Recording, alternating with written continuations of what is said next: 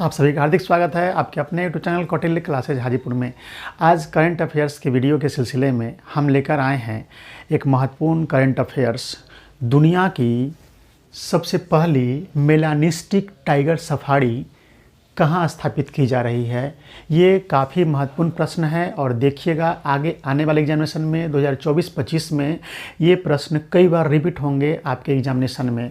तो वैसे प्रश्न जो काफ़ी महत्वपूर्ण होते हैं, जो आने वाले एग्जामिनेशन में निश्चित रूप से आएंगे, वैसे प्रश्नों का, वैसे टॉपिक का हम कवरेज कर रहे हैं। उसी के सिलसिले में आज लेकर आए हैं दुनिया की पहली मेलानिस्टिक टाइगर सफारी कहाँ स्थापित की जा रही है। इसका संबंध भारत से है दोस्तों, भारत से है। देखिए भारत में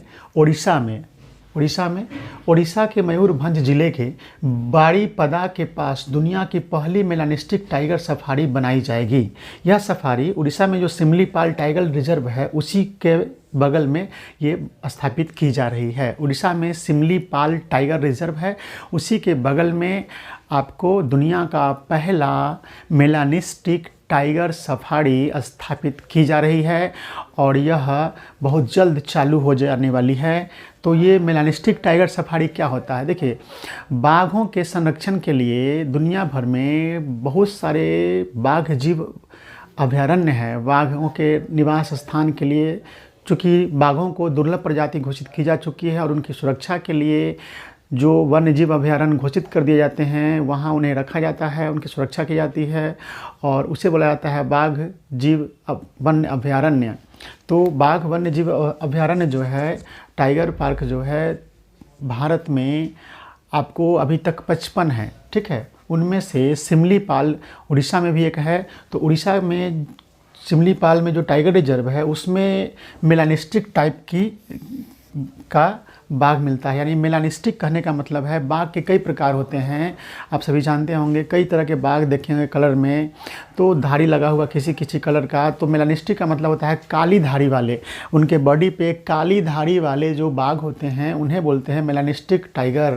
तो देखिए यहाँ पे सिमलीपाल टाइगर रिजर्व दुनिया का एकमात्र ऐसा रिजर्व है जहाँ मेलानिस्टिक यानी काली धारी वाले बाघ पाए जाते हैं। दुनिया भर में मेलानिस्टिक टाइगर जो पाए जाते हैं वह एकमात्र उड़ीसा में पाए जाते हैं, सिमलीपाल टाइगर रिजर्व में। यह सफारी, ये जो उसी सिमलीपाल टाइगर रिजर्व के बगल में जो बनाया जा रहा है, यह सफारी अक्टूबर 2024 तक बनकर तैयार हो जाएगा। 2018 में राष्ट्रीय बाघ संरक्षण प्राधिकरण NTCA की रिपोर्ट के मुताबिक सिमलीपाल टाइगर रिजर्व दुनिया भर में मेलानिस्टिक बाघों का एकमात्र निवास स्थान है। पूरी दुनिया भर में काली धारी वाले बाघ एकमात्र उड़ीसा के सिमलीपाल बाघ जीव अभयारण्य में आपको मिलता है। राष्ट्रीय पशु, देखिए बाघ हमारा राष्ट्रीय पशु है अभी। तो ये सवाल उठता है कि बाघ राष्ट्रीय पशु कब बना? तो फ्रेंड्स 1972 में बना है। 1972 के पहले कौन था? तो 1972 के पहले बाघ के पहले राष्ट्रीय पशु सिंह था। उसके बाद टाइगर प्रोजेक्ट की शुरुआत कब हुई है? लुप्त प्राय जंतुओं की सुरक्षा के लिए भारत में टाइगर प्रोजेक्ट शुरू हुआ है 1973 ईस्वी में, ठीक है। तो ये ध्यान रहे। वर्तमान में भारत के कुल कितने टाइगर रिजर्व है? वर्तमान में भारत में कुल 55 टाइगर रिजर्व हैं। फ्रेंड्स, काफ़ी महत्वपूर्ण प्रश्न है, पूछा जाता है। 55वां टाइगर रिजर्व जो हाल में अंतिम बना है वो धौलपुर करौली टाइगर रिजर्व है राजस्थान में। धौलपुर करौली टाइगर रिजर्व राजस्थान भारत का 55वां टाइगर रिजर्व है और राजस्थान में 5 हो चुके हैं। अब देखिए भारत का पहला टाइगर रिजर्व, 55वां जान गए तो पहला भी जानने का हक है आपको। तो भारत का पहला टाइगर रिजर्व है Jim Corbett national park, Uttarakhand में है। Jim Corbett national park Uttarakhand में है, जिसकी स्थापना 1936 में अंग्रेजों के ज़माने में हुई थी। पहले इसे हेली नेशनल पार्क के नाम से जाना जाता था और 1973 में यह भारत का पहला टाइगर रिजर्व बना है। सबसे ज़्यादा टाइगर रिजर्व किस राज्य में है? तो सबसे ज़्यादा टाइगर रिजर्व दोस्तों मध्य प्रदेश में है और वहाँ पे कुल 6 टाइगर रिजर्व हैं। अब ये भी जानते हैं कि मध्य प्रदेश में भारत में सबसे अधिक बाघों की संख्या है और पूरी दुनिया में सबसे अधिक बाघों की संख्या भारत में है और भारत में भी सबसे अधिक बाघ मध्य प्रदेश में है, इसलिए मध्य प्रदेश को टाइगर स्टेट भी कहा जाता है। अब देखिए मध्य प्रदेश में जो 6 टाइगर स्टेट हैं, टाइगर रिजर्व हैं, उन्हें देखिए कान्हा, पेंच, पन्ना, बांधवगढ़, सतपुड़ा, संजय टाइगर रिजर्व। अब देखिए बिहार में, अब चलते हैं बिहार में, क्या कोई टाइगर रिजर्व है? तो बिहार में टाइगर रिजर्व है। बिहार में पश्चिमी चंपारण में वाल्मीकि टाइगर रिजर्व है। और बहुत जल्द ही बिहार में कैमूर वन्यजीव अभयारण्य को भी टाइगर रिजर्व बनाया जाएगा। बहुत जल्द ही, बहुत जल्द इसकी मान्यता मिलने वाली है। तो अभी वर्तमान में अगर कहेंगे तो एकमात्र है वाल्मीकि टाइगर रिजर्व, लेकिन बहुत जल्द बिहार का दूसरा वन्यजीव अभयारण्य जो है कैमूर वन्यजीव अभयारण्य, उसे भी टाइगर रिजर्व के रूप में NTCA से मान्यता मिलने वाली है। चूँकि बिहार का वन विभाग NTCA